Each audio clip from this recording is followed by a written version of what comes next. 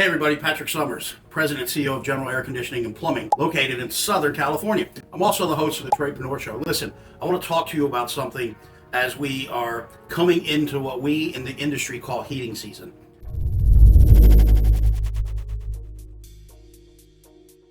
Self-explanatory, we're going to start heating our homes. Yes, even here in Southern California, we have to heat our homes. Maybe not as frequently as if you're in the Midwest or the Northeast or even the Northwest.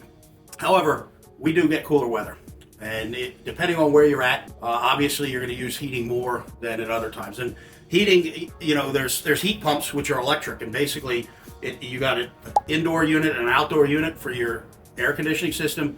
And when it comes time to heat, all that happens is essentially they reverse.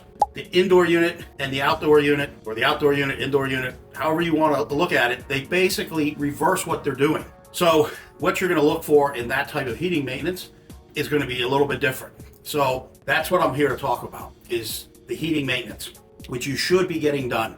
I'm going to tell you why. But first I want to stress, we've got the heat pumps that are electric and basically are an air conditioner that reverses the heat. We got natural gas, propane, the fossil fuels. Then you have hydronic heat. You also have electric heat where there's heat strips, things like that, and some heat pumps have heat strips in them. But essentially, some very basic things to consider is what type of fuel you have. So different fuel types, different places in the country you're gonna find predominantly one or multiple. So for us here in Southern California, there's a lot of natural gas, but then there's also a lot of electric heat pumps. So maintenance. Do you need to get a maintenance on your heater once a year? Yes, you do. Does it mean it won't work if you don't? No, it doesn't.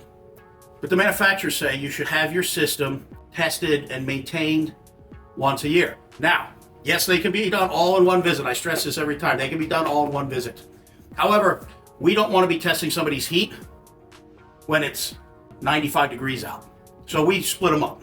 We do the air conditioning in the temperatures that an air conditioner operates in. We do a heating in the temperatures that the heating's going to operate in, or at least as close to those parameters as we can get. When we have to do them both at the same time, or customer requests it, by all means we do. They just have to understand there's some nuances to it.